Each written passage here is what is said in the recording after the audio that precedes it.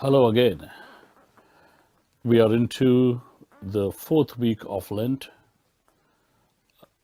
journeying towards Palm Sunday. And in this fourth week of Lent, our first reading is focused on Joshua. The book of Joshua is where Moses hands over his leadership over to Joshua.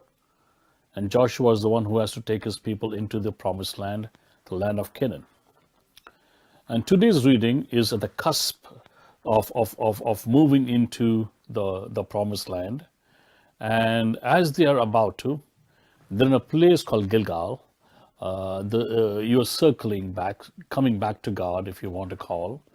And they're in this place preparing to, just before to enter Jericho. You know, Jericho, the walls fall down. And this is just outside. They're going to cross the river Jordan, just like they're going to cross, like they crossed the Red Sea years ago. And therefore, it is at this time they're entering into the promised land. They're about to move into Jericho, because once they move into Jericho, then they come into the promised land and go up.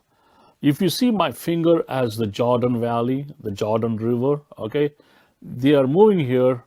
And they are moving from this point and they're moving up. Okay, just see the cross section.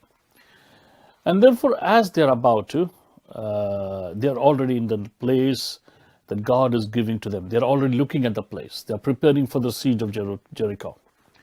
At this time, they're celebrating a new Passover. The new Passover of coming to a land that God has given them. And therefore, in this new Passover, they don't need the manna anymore. Manna is gone. Manna is when they journeyed and they struggled. God gave them the manna, but now he says no need for manna anymore. Now instead of the manna, you have come to a land of plenty. You'll have enough food here. It is what I'm going to give you, says the Lord.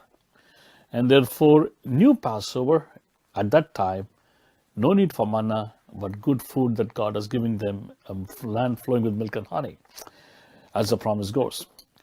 Not only that, there's something new in the food, but there's something old that needs to be restored. They were not able to do circumcision throughout the journey. Maybe in many places it has fallen out. They are now reconstituting the ritual of circumcision. And the rite of circumcision is once again brought back.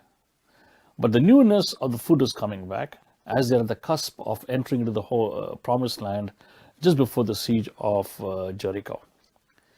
My dear friends in Jesus, we are journeying in the Lenten time, right? Think about this. God gave them manna, and yet God says, now you don't need manna. I'm going to give you something more. Sometimes when God moves us to a new place, new plane, he wants us to give up something good, which he himself would have given before.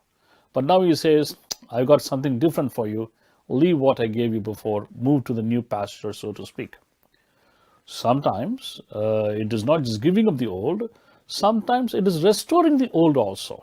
Sometimes people have journeyed with God, something that was good in them years ago, now they don't find that is there in their life anymore. Restore that. And therefore, in God's journey in Jericho, in Joshua, we hear, as they're journeying towards the promised land, they're restoring what they could have lost, and they're bringing something new instead of what God had already given them. God is God of the new. God is the God of the restoration. God is also the God who opens great avenues for us. Continue your journey. In a few weeks' time, we'll meet again for the Palm Sunday section that